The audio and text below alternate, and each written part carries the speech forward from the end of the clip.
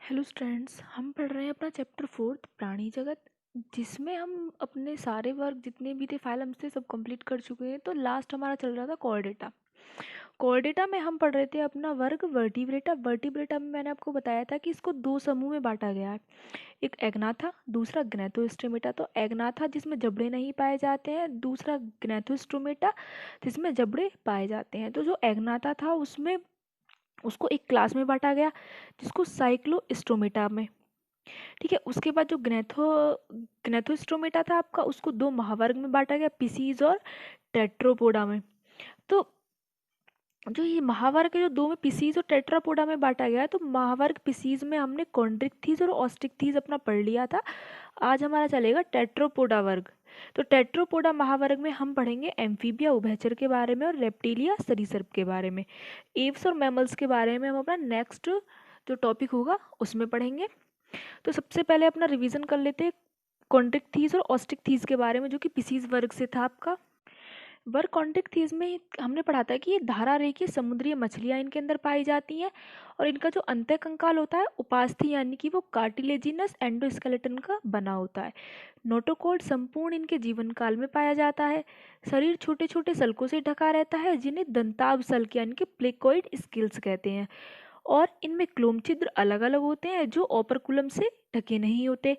इनमें वाताश्य air bladder नहीं पाया जाता कॉन्ड्रिक्थीज में। इनमें से कुछ में विद्युत यंत्र यानी कि इलेक्ट्रिक ऑर्गन पाया जाता है, जैसे कि टारपीडो में विद्युत यंत्र पाया जाता है, और कुछ में विषदंश पॉइजन स्टिंग पाया जाता है, जैसे कि ट्राइगोन। यानी कि इनमें से जो कुछ मछलियाँ आती हैं उनमें विद्युत यंत्र इलेक्ट्रिक ऑर्गन और कुछ में विषदंश पॉइजन स्टिंग ट्राइगोन में आपका पाया जा रहा था। ये अपने शरीर का ताप नियंत्रित नहीं कर सकते, अर्थात ये असमतापी यानी कि पॉइक्लोथर्म होते हैं। नर और मादा इनमें सेपरेट होते हैं। नर के पेल्विक फिन में क्लास्पर होते हैं और इनमें अंतःनिषेचन होता है, यानी कि जो फर्टिलाइजेशन होता है वो इंटरनल होता है। उदाहरण थे इसके कॉन्ट्रिक्थीज के स्कोलियोडोन, इलेक्ट्रिक रे और प्रोस्टिस। ठीक, उसके बाद आपका वर्ग ऑस्टिकथीज में मैंने आपको बताया कि इस वर्ग के जीवों का जो अंतःकंकाल होता है वो अस्थि अथवा हड्डी का बना होता है, और इस वर्ग की जो मछलियाँ होती हैं वो लवड़ी और अलवड़ी दोनों प्रकार के जल में पाई जाती है, यानी कि मीठे जल में भी और नमक वाले जल में भी। और इनके लक्षण क्या आते हैं कि इनका जो मुख होता है वो जबड़ों से घिरा रहता है। शरीर क्या होता है, शरीर पार्श्व सतह पर चपटा होता है, तथा त्वचा त्वचा जो होती है वो चक्र में स्काइलोइड अथवा टीनोइड सल्क से ढकी रहती है, यानी कि इनमें जो शल्क पाए जाते हैं वो साइक्लोइड और टीनोइड टाइप के पाए जाते हैं।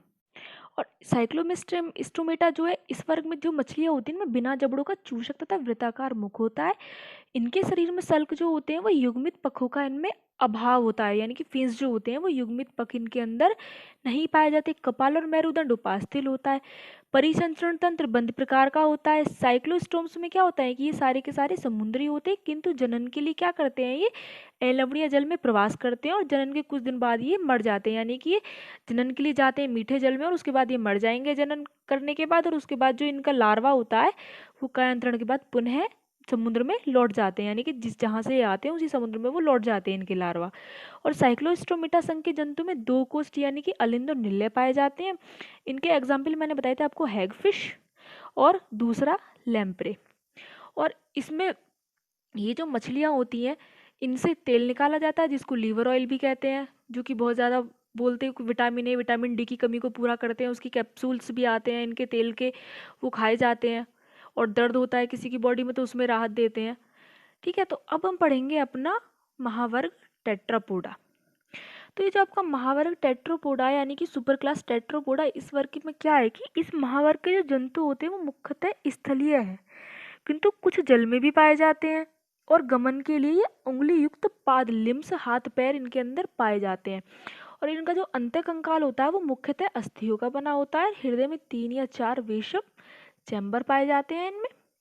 और इनके संविदाग जो होते हैं वो वायु में कार्य करने के लिए उपयुक्त होते हैं। इनके जो संविदाग होते हैं, इनके जो सेंसर्स होते हैं, सेंसर्स ऑर्गन, वो वायु में कार्य करने के लिए उपयुक्त होते हैं। इस महावर्ग को निम्न 4 वर्गों में बांटा गया, जो कि आपको पहले से ही पता है कि उभयचर, सरीसर, पक्षी और स्तनधारी में।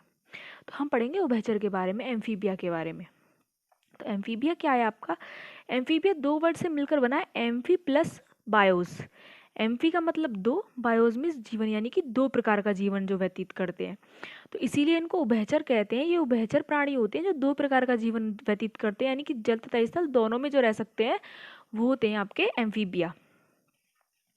ये असमतापी होते हैं या फिर शीतरुधिर जंतु, कोल्ड ब्लडेड ऑर्गेनिज्म है। दूसरा, इनके शरीर पर शल्क स्केल्स पाए जाते हैं और हेयर्स या पखन इनके में नहीं पाए जाते इनकी बॉडी पर। आपने देखा होगी मेंढक की जो सतह होती है, जो त्वचा होती है, वो चिकनी होती है, उस पर कोई पख नहीं पाया जाता, उस पर कोई बाल नहीं पाए जाते। तो ये एम्फीबिया जो है, एम्फीबिया मेंढक के बारे में यहाँ पे बताया गया है सब, क्योंकि जो एम्फीबियन वर्ग से जो उदाहरण लेंगे वो मेंढक का ही ले रहे हैं। परंतु इनकी त्वचा अधिक ग्रंथि में ग्लैंडुलर होती है, होने के कारण चिकनी होती है। बहुत सारी ग्रंथियां इनकी बॉडी में पाई जाती हैं, इसी के कारण ये चिकनी होती है इनकी सतह। ठीक है। त्वचा बराबर कोमल और नम रहने से इनमें त्वचीय श्वसन होता है। इनकी जो बॉडी होती है, जब इनमें ग्रंथिमय होती है इनकी बॉडी, तो वो कोमल रहती है और नम रहती है। नम रहने से इनमें क्या होता है कि इनमें त्वचीय श्वसन होता है। ये आपका इंपॉर्टेंट लक्षण है कि त्वचीय श्वसन किस वर्ग के प्राणियों में होता है, तो आप बता सकते हैं एम्फीबिया, या फिर कोई प्राणी का नाम पूछे तो मेंढक, तो जो इनमें जीवन के लिए बहुत ज़्यादा आवश्यक है। दो जोड़े पाद पाए जाते हैं इनमें, जिनमें साधारणतः 5 उंगलियां होती हैं। मेंढक तो आपने नॉर्मली देखा ही होगा, कहीं भी आपको मिल जाएगा मेंढक। घर के बाहर कितने मेंढक घूमते हैं सर्दियों में, सॉरी जब बरसात होती है उस टाइम पे, वैसे भी नॉर्मली बहुत मेंढक मिलते हैं। तो आप देख सकते हैं सारे के सारे लक्षण वही है। हृदय में 3 विस्म होते हैं, यानी कि 2 अलिंद एट्रिया और 1 निल्य वेंट्रिकल इनमें पाया जाता है, यानी कि पूरे 4 नहीं पाए जाते, 2 अलिंद और 1 निल्य। नेत्र जो होते हैं वो पलक वाले होते हैं और बाह्य कर्ण की जगह इनमें कर्णपटल पाए जाते हैं, यानी कि बाह्य कर्ण नहीं पाए जाते, उसकी जगह कर्णपटल पाए जाते हैं इनमें। और इनके जो नासा छिद्र होते हैं वो मुख गुहा में खुलते हैं, कि इनके जो नासा छिद्र होते हैं वो मुख गुहा में खुलते हैं। इनमें जो अंत्य कंकाल होता है वो अस्थियों का बना होता है। इनके लाल रुधिर कणिकाएं जो होती हैं वो आरबीसी में केंद्रक पाया जाता है इनमें। इनमें लार्वा अवस्था में श्वसन क्लोम द्वारा होता है तथा वयस्क अवस्था में श्वसन जो होता है वो त्वचा फेफड़ों द्वारा तथा मुख गुहा द्वारा होता है, और कुछ में वयस्क अवस्था में क्लोम द्वारा होता है। यानी कि जो लार्वा अवस्था होती है उसमें श्वसन क्लोम द्वारा होगा, वयस्क अवस्था में आते आते श्वसन त्वचा या फिर फेफड़ों द्वारा होगा, और मुख गुहा द्वारा होगा वयस्क अवस्था में। यानी कि इन तीनों तरीके से हो सकता है, श्वसन क्लोम द्वारा, फेफड़ों द्वारा, सॉरी श्वसन त्वचा द्वारा, फेफड़ों द्वारा और मुख गुहा द्वारा, और कुछ में वयस्क अवस्था में क्लोम द्वारा भी होता है। आहार नाल जो होती है वो मूत्राशय तथा जनन पथ एक ही कोष्ठ में खुलते हैं, जिसे अवस्कर क्लोएका कहते हैं। वह अवस्कर जो होता है वो बाहर खुलता है, यानी कि जो जनन पदार्थ होता है और मल जो होता है वो भी क्लोएका द्वारा ही बाहर निकलता है। इनमें जो निषेचन होता है वो बाह्य होता है, आउटर फर्टिलाइजेशन होता है। अधिकांश क्या होते हैं, अधिकांश लार्वा अवस्था पाई जाती है, जिसे टेडपोल कहते हैं। जो मेंढक का जो लार्वा होता है उसको टेडपोल बोलते हैं। ठीक है। अब इनके उदाहरण देखते हैं। उदाहरण इनकी प्रोटियस, नेक्ट्यूरस, साइरेन, सेलामेंडर, मेंढक राना टिग्रीना जिसका साइंटिफिक नेम है, टोड जिसको ब्यूफो बोलते हैं। मेंढक और टोड दोनों अलग अलग होते हैं।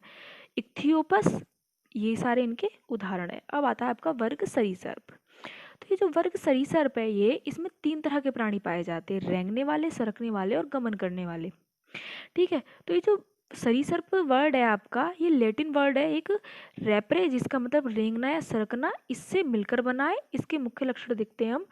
इनमें क्या होता है कि जो सभी अधिकांश इसमें जो जितने भी प्राणी होते हैं वो स्थलीय प्राणी हैं, लेकिन इनमें भी कुछ जलीय प्राणी भी होते हैं। ठीक है। इनमें केराटिन द्वारा निर्मित बाह्य त्वचीय सल्क, इनका जो बाह्य त्वचीय सल्क होता है आप वो केराटिन के द्वारा बना होता है। प्रशल्क स्क्यूट्स इनके अंदर पाए जाते हैं। आप एक चीज़ नोट कर रहे होंगे कि जो सल्क होते हैं, जितने भी प्राणी हम पढ़ रहे हैं सब में डिफरेंट टाइप्स के होते हैं।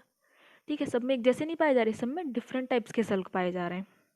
ठीक है। इनमें भी बाह्य कर्ण नहीं पाए जाते। कर्णपटल टिम्पेनम बाह्य कर्ण का प्रतिनिधित्व करता है, यानी कि जो कर्णपटल होता है वो टिम्पेनम बाह्य कर्ण का प्रतिनिधित्व करता है, यानी कि वो बाह्य कर्ण का ही काम करता है। 2 जोड़ी इनमें पाद पाए जाते हैं, लिम्स पाए जाते हैं 2 जोड़ी। हृदय जो होता है वो सामान्य 3 प्रकोष्ठीय होता है, यानी कि 2 अलिंद 1 निल्य। लेकिन इस वर्ग में जो मगरमच्छ होता है वो 4 प्रकोष्ठीय यानी कि 4 चैम्बर्ड होता है, 2 अलिंद 2 निल्य वाला होता है।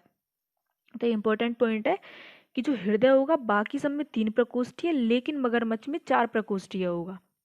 ठीक है। सरीसृप जो होते हैं वो असमतापी होते हैं। ठीक है। सर्प तथा छिपकली जो होती है वो अपने सल्क को त्वचीय केंचुल स्किन कास्ट के रूप में बाहर निकालते रहते हैं। त्वचा जो होती है वो रूखी होती है और इनमें ग्रंथियां नहीं होती। अंतःकंकाल जो होता है इनमें अंतःकंकाल अस्थि का बना होता है। क्लोम जो होता है वो विकास की प्रारंभिक अवस्था में पाए जाते हैं और वयस्क में श्वसन क्रिया फेफड़ों द्वारा होती है। इनमें लाल रुधिर कणिकाएं पाई जाती हैं, रेड ब्लड कॉर्पल्स पाई जाती हैं इनमें, आरबीसी। आहार नाल जो होता है वो जनन तथा मूत्र वाहिनियां क्लोएका में खुलती है, इसीलिए जनन व गुहा छिद्र अलग अलग नहीं होते, यानी कि सेम उभयचर वाला लक्षण है। सामान्यतः अंतःनिषेचन होता है, इंटर फर्टिलाइजेशन होता है और सभी अंडज यानी कि जितने भी प्राणी है सभी अंडे देते हैं, ओविपोरस प्राणी है। जो इनका जो अंडा होता है वो कठोर कैल्शियम के कवच यानी कैलकेरियस शेल से बना होता है। इनका जो अंडा होता है वो कठोर कैल्शियम का बना होता है जिसको बोलते हैं कैलकेरियस सेल। इनमें कोई लार्वावस्था नहीं पाई जाती, यानी कि सरीसृप जो ये आपका ये वर्ग है इसमें कोई भी लार्वावस्था नहीं पाई जाती। अब इसके उदाहरण देखते हैं। इसके उदाहरण है कच्छप जिसको बोलते हैं टर्टल, कछुआ टोर्टोइस, स्फेनोडोन घरेलू छिपकली जिसको बोलते हैं हेमिडिक्टिलस, यूरोमेस्टिक कैलोटीज जिसको गार्डन लिजार्ड बोलते हैं, किंग कोबरा इस वर्ग का प्राणी है, नाजा जिसको बोलते हैं, करैथ, बेंगेरस, अजगर, पायथन, मगरमच्छ, क्रोकोडाइल और एलिगेटर इत्यादि ये सब सरीसृप में आते हैं क्योंकि ये सारे रेंगने सरकने और गमन करने वाले प्राणी हैं। तो ये सारे के सारे सरीसृप वर्ग में रख दिए गए हैं क्योंकि इनमें सिमिलरिटीज पाई जाती है, इनमें लक्षण सेम होते हैं, उसी बेस पर इनको सरीसृप में रखा गया। तो आज आपने क्या पढ़ा? आज आपने पढ़ा महावर्ग टेट्रापोडा के बारे में। टेट्रापोडा में मैंने आपको बताया कि वर्ग 4 होते हैं, उभयचर, सरीसृप, पक्षी और स्तनधारी। तो हम आज उभयचर और सरीसृप अपने वर्ग कंप्लीट कर चुके हैं। अब अपना नेक्स्ट जो हमारा लास्ट टॉपिक होगा वो होगा पक्षी एव्स के बारे में और स्तनधारी के बारे में, और उसके बाद आपका ये चैप्टर कंप्लीट हो जाएगा। कल आपका चैप्टर कंप्लीट हो जाएगा, लेकिन उससे पहले अगर आपको कोई डाउट है तो आप क्लियर कर लें क्योंकि उसके बाद हम अपना नेक्स्ट चैप्टर स्टार्ट करेंगे।